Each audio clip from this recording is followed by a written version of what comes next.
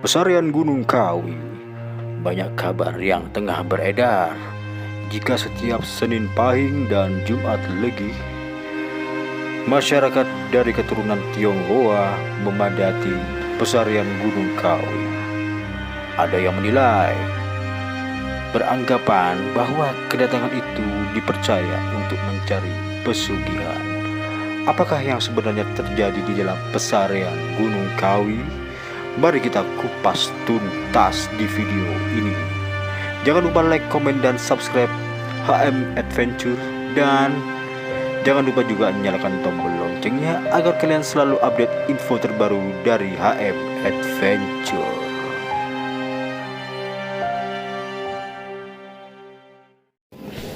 Oke guys, kembali lagi bersama saya Helmi di HM Adventure Channel ya. Dan saya mau tanya-tanya lagi teman-teman secara detail, karena jawaban sebelum video saya sebelumnya itu belum membuat saya puas banget loh.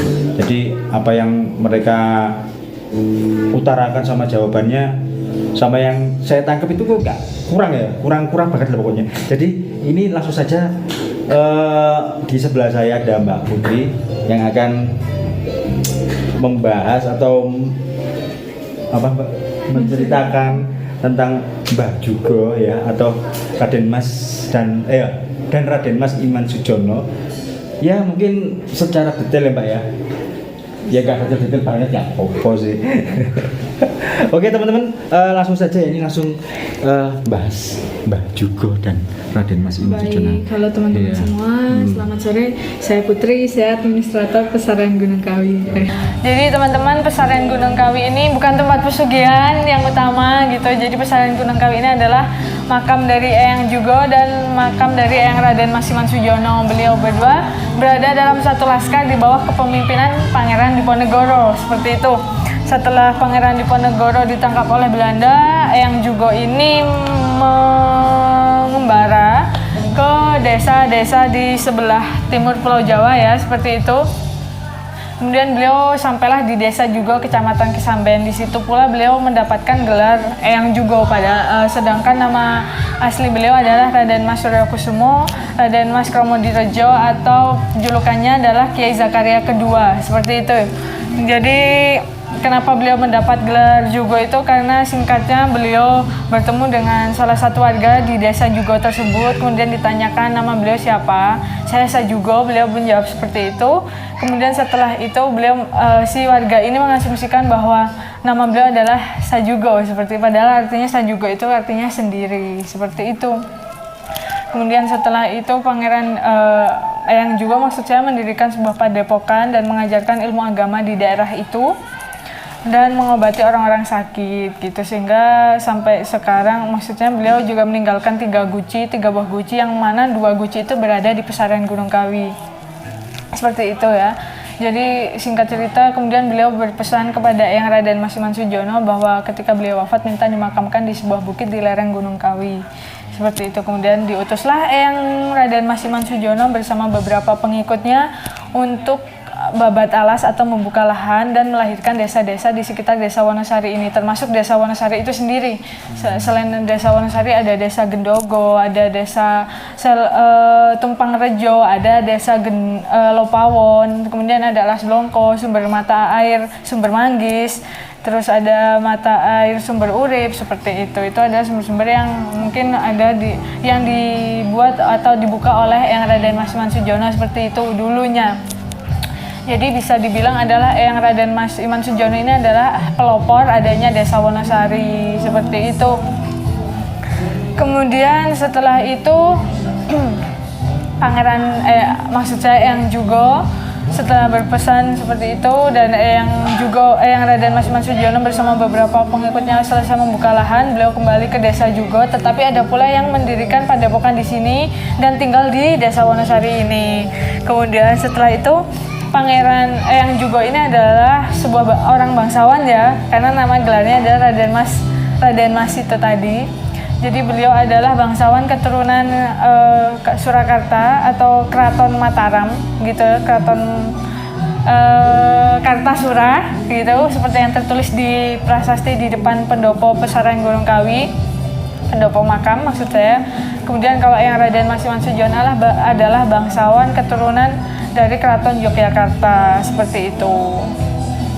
Sudah cukup. Sudah cukup. Kemudian di Pusaran Gunung Kawi ini adalah wisata religi dan budaya. Di sini juga ada kelenteng Dewi Kuan Im, kemudian ada Jamsi, ada juga Masjid Agung Raden Mas Iman Sujono. Pengunjung yang kesini biasanya adalah berziarah dan berdoa, kemudian selamatan. Yang mana selamatan sendiri itu bukan bentuk dari ritual pesugihan atau pelarisan dan lain-lain seperti yang beredar luas di luar sana ya, Pak. Saya klarifikasi juga. Jadi kalau selamatan itu sebagai bentuk berdoa. Jadi kalau orang Jawa itu kan ada selamatan, yang mana selamatan itu bisa untuk mengucapkan rasa syukur atau juga menyampaikan hajat atau berdoa, seperti itu. Sekali lagi Pusaran Gunung Kawi bukan tempat untuk mencari pesugihan. Gitu. Oke, Mbak, ini saya mau tanya, Mbak ya. Mau tanya mengenai Eyang Jugo sendiri. Ini sebenarnya beliau ini asli orang mana? Beliau asli dari keturunan Keraton Kartasura. Jadi Kartasura itu sebelum Yogyakarta dan Keraton Surakarta itu pisah kan, namanya ada Keraton Kartasura itu, Pak. Jadi beliau bangsawan orang Jawa, Islam, keturunan bangsawan Keraton Kartasura. Kalau Eyang Raden Mas Iman Sujono itu juga bangsawan Jawa. Kemudian beliau adalah keturunan dari Keraton Yogyakarta, seperti itu.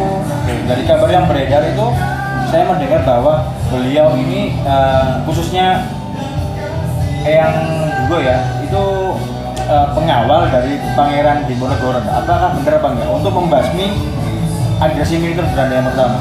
Jadi kalau diceritakan di buku sejarah yang saya baca bahwa Eyang Jugo ini adalah penasihat spiritual Pangeran Diponegoro.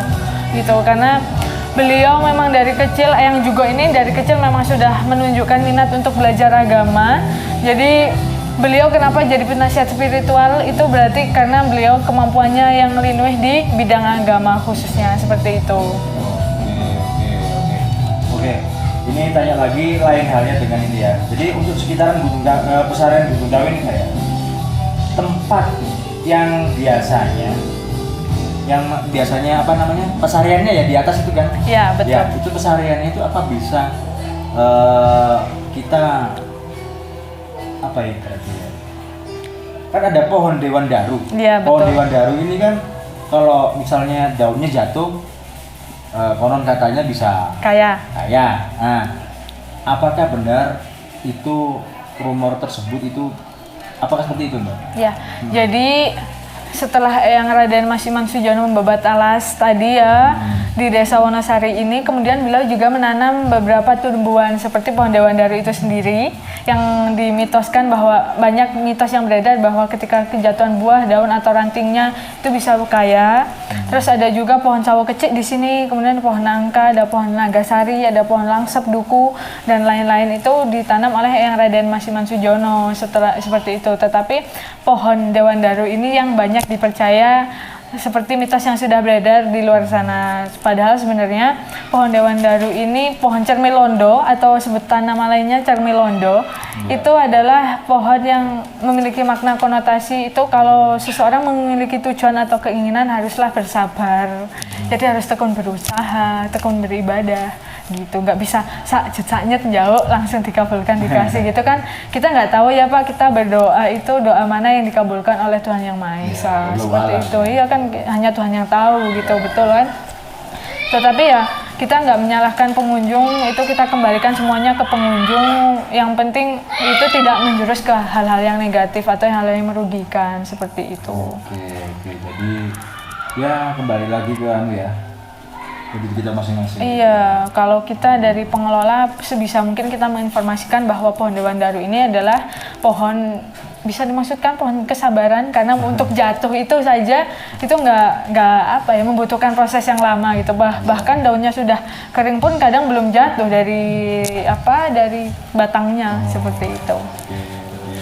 Terus ada lagi Mbak, konon yang beredar katanya ini pohon Dewan Daru tersebut memang ada dua. Yang di sini itu ada pohon Dewan Daru, tongkatnya itu tongkatnya Iman Sujono. Iya, Iman apa yang gitu ya? Tongkatnya Eyang Raden Mas Iman Sujono. Iya, tongkatnya ya, atau dan katanya juga ada pohon cermin hitam yang ada di sekitar sini juga. Oh, enggak ada sebenarnya. Kalau pohon Dewandaru itu memang ditanam, cerita yang saya baca, maksudnya sejarah yang saya baca adalah pohon yang ditanam langsung oleh Eyang Raden Masiman Sujono.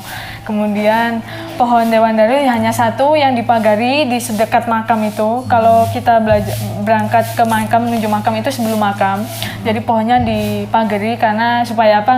Orang-orang nggak ngawur.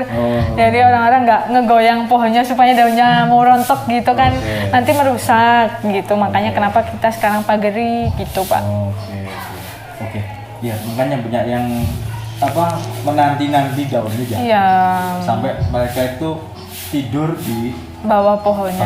Iya, tidak apa-apa, itu kan kembali kepada kepercayaan masing-masing ya Pak. Yang penting nanti jatuhnya nggak musyrik, terus nggak menimbulkan hal-hal negatif yang membahayakan atau yang melanggar aturan seperti itu. Siap. Oke Mbak, ini pertanyaan terakhir nih, yang membuat saya juga belum puas atas jawaban yang kapan hari. Nah, apakah di sini Mbak memang benar di sini tuh makamnya yang juga beneran atau hanya petilasan saja? Ini adalah makam Eyang Jugo. Jadi memang benar di pendopo makam itu ada dua makam, yakni Eyang Jugo dan Eyang Raden Masiman Sujono.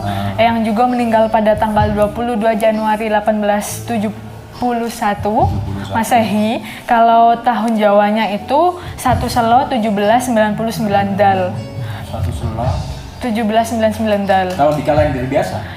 Tahun Masehinya itu 22 Januari 1871. Seperti yang tertulis di Pugapura Pesarean Gunung Kawi, di situ ada tahun 1871, kemudian ada angka Jawa yang artinya juga 1871. Kemudian di atas gapura itu ada Candra Sengkala. Candra Sengkala. Iya. Arumeng Kusumo Pinujeng Jagat, Pinujeng Jagat. Iya, betul. Itu kemudian setelah itu Eyang Raden Masiman Sujono meninggal pada tanggal 8 Februari 1876 Masehi. Ya, jadi hari wafat Eyang Jugo dan hari wafat Eyang Raden Masiman Sujono itu kita peringati dalam 1 tahun. Jadi untuk nanti tanggal 20 Mei nanti kita akan ada haulnya Eyang Jugo. Itu tanggal 20 Mei 2023 ini. Kemudian haul Eyang Raden Masiman Sujono itu tanggal 29 Juli 2023 seperti itu. Jadi setiap tahun kita ada 2 event untuk memperingati 2 tokoh yang dimakamkan di Pesarean Gunung Kawi seperti itu. Untuk event tersebut ya di sekitaran sini. Iya, kita event tersebut adalah menguri-uri budaya, jadi melestarikan nilai adat di Pesarean Gunung Kawi. Terus nanti acara intinya adalah penyekaran agung dan tahlilan gitu. Oke, ya sudah Mbak, kira-kira seperti itu yang membuat jawaban saya. Ya alhamdulillah bisa puas ya. Amin. Semoga informasinya dapat membantu dan teman-teman ayo jangan takut datang ke Pesarean Gunung Kawi. Silahkan datang ke Pesarean Gunung Kawi, kita siap menerima tamu dari beragam latar belakang dan semua pesan saya khususnya atau pesan pengelola Pesarean Gunung Kawi. Pesarean Gunung Kawi itu nggak ada tempat pesugihan. Tempat ini adalah tempat wisata religi dan budaya. Kamu bisa di sini bisa belajar tentang bagaimana toleransi di sini, bagaimana dua etnis yang berbeda bisa hidup rukun di Pesarean Gunung Kawi. Kemudian kita juga ada event-event yang bisa kamu ikuti dan terbuka untuk umum. Jadi silahkan jika ingin tahu event di Pesarean Gunung Kawi atau ingin merasakan vibes berada di wisata religi dan budaya Gunung Kawi ini, Pesarean Gunung Kawi ini, silahkan datang tanggal 20 Mei 2023 dan tanggal 29 Juli 2023 seperti itu.